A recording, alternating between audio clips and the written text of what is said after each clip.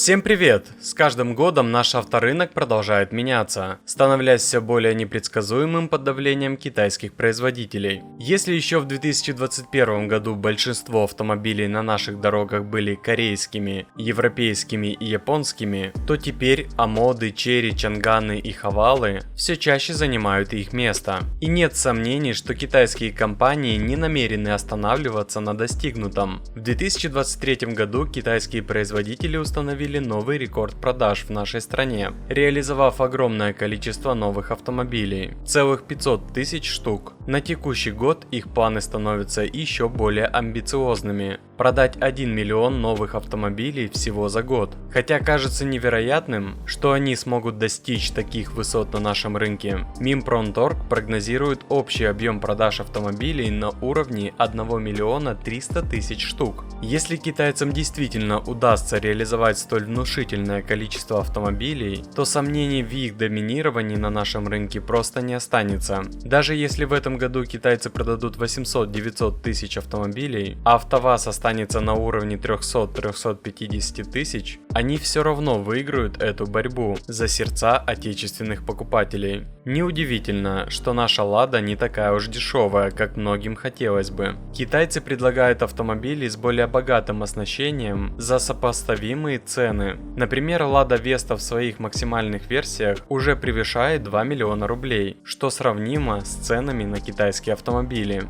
АвтоВАЗ берет на себя задачу остановить захват рынка китайскими производителями. Глава компании Максим Соколов выступил перед депутатами Госдумы с предложением повысить утилизационный сбор. Это уже неизбежно, учитывая, что поднятие этого сбора лишь вопрос времени. Почему же люди предпочитают китайские автомобили? Во-первых, их цена относительно невысока по сравнению с конкурентами. Во-вторых, они хорошо оснащены. В-третьих, официальная гарантия на эти автомобили играет ключевую роль для многих покупателей. Сейчас цены на новые авто просто космические. Думаю, лучше обслуживать свой текущий автомобиль и кататься дальше. К примеру, на Автоспот можно не только найти лучшее предложение по стоимости ТО в вашем городе, но и посмотреть рейтинг сервиса и отзывы реальных клиентов. Если вам нужно пройти ТО, сделать диагностику или ремонт автомобиля, как у официальных дилеров, так и в независимых проверенных автосервисах, то заходите на autospot.ru. Для вас сервис абсолютно бесплатный, ссылка будет в описании. А еще на Автоспот вы можете найти скидки на новые автомобили до 200 тысяч при покупке за наличные. Но сегодня не только китайцы могут похвастаться официальной гарантией. 3 европейские марки вернулись на наш рынок с таким предложением. Кроме того, корейцы перезапустили свой завод в Санкт-Петербурге при помощи местной компании. Завод теперь управляется компанией Art Finance и выпускает модели Hyundai и Kia под маркой Solaris. В среднем завод производит около 100 автомобилей ежедневно. В настоящее время производство осуществляется на основе имеющихся ресурсов,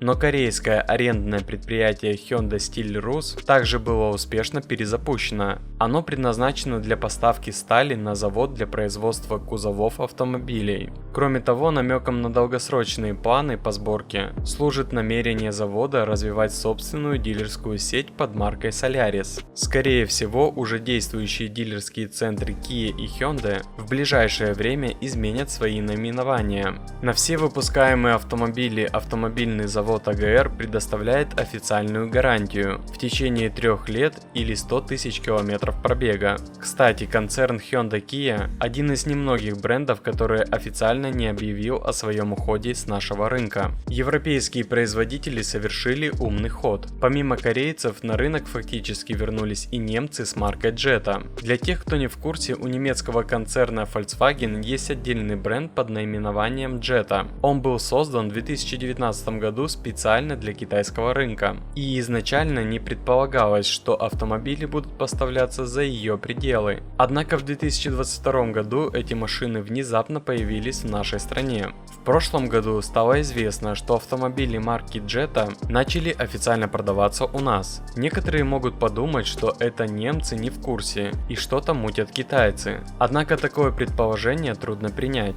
учитывая, что немцы полностью контролируют процесс сборки этих автомобилей. В Германии точно знают, куда идут эти машины с китайского рынка, но по-видимому для них это не имеет значения, ведь они уже покинули нас и даже продали свой завод компании Art Finance, но без права на обратный выкуп. Поэтому предположение о том, что автомобили Jetta попадают на наш рынок нелегально, не соответствует действительности. Марка предлагает у нас три модели: Jetta VA3, полный аналог Volkswagen Polo, Jetta VS5, аналог Volkswagen Taos и Skoda Karoq, а также флагман Jetta VS7, аналог Volkswagen Tiguan и Skoda Kodiaq. На все эти автомобили распространяется официальная гарантия на 3 года или 100 тысяч километров. Это еще одна европейская марка, так как автомобили Jetta имеют символику Volkswagen на всех узлах и агрегатах. Просто немцы немного удешевили Jetta, чтобы привлечь молодежь Китая. Но самое удивительное, что предприятие PSMA Rus в Калуге, где ранее производились автомобили Peugeot и Citroën, также было перезапущено, и теперь на нем выпускают несколько моделей этих марок. Как и другие европейские и японские бренды, Peugeot и Citroën спешно покинули наш рынок еще в 2022 году, однако неожиданно вернулись, причем не просто с партиями автомобилей, а с производством на своем родном заводе в Калуге. Снова китайцы в игре, поскольку у Peugeot и Citroën есть совместное предприятие с Dongfeng в Китае, то поставки комплектов автомобилей осуществляются именно ими. Теперь завод принадлежит отечественной компании «Автомобильные технологии». Эта схема уже проверена на примере корейского завода. Китай поставляет автомобили в разном виде на наш завод, где они собираются отверточным методом. Производство этих автомобилей на предприятии началось еще в феврале текущего года. На данный момент предприятие выпускает два кроссовера Citroën C5 Aircross и Peugeot 4008. Которые уже знакомы в нашей стране. Многие полагают, что поскольку эти автомобили производятся в Китае, то они низкого качества и имеют много проблем, как и другие китайские машины. Но это не так. Французы полностью контролируют качество выпускаемых автомобилей. Поскольку китайский рынок является наиболее перспективным для любого автопроизводителя, мировые бренды не могут себе позволить выпускать автомобили здесь без контроля качества. На оба автомобиля от завода PSMA Rus распространяется та же гарантия, что и на Solaris или Jetta, 3 года или 100 тысяч километров. Теперь у нас официально продаются не только ряд китайских автомобилей, но и корейские, а также 3 европейские марки. С точки зрения ушедших производителей, это довольно хитрый ход, поскольку официально вернуться к нам им не позволяет правительство их стран. Именно по этой причине они и покинули наш рынок. Если бы в 2022 году не было угрозы, они, вероятно, не ушли бы сами по себе. Несмотря на то, что наш рынок не был для многих из них настолько важен, он все равно приносил деньги. Если бизнес приносит прибыль, зачем его закрывать? Они прекрасно осознают, что вернуться к нам не скоро. Пока на рынке отсутствуют их автомобили, китайцы продолжают увеличивать свою долю. Теперь интересует только один вопрос: когда эти марки решат вернуться к нам, будет ли кто-то их здесь ждать? Цены на новые автомобили уже сейчас высоки, а европейские или японские авто будут стоить гораздо дороже китайских. Борьба с китайцами для них будет сложной, поскольку к тому моменту, когда этим маркам разрешат вернуться к нам, народ уже окончательно привыкнет к китайским автомобилям, или по крайней мере большая часть. А как считаете вы, когда вернутся остальные? Пишите в комментариях.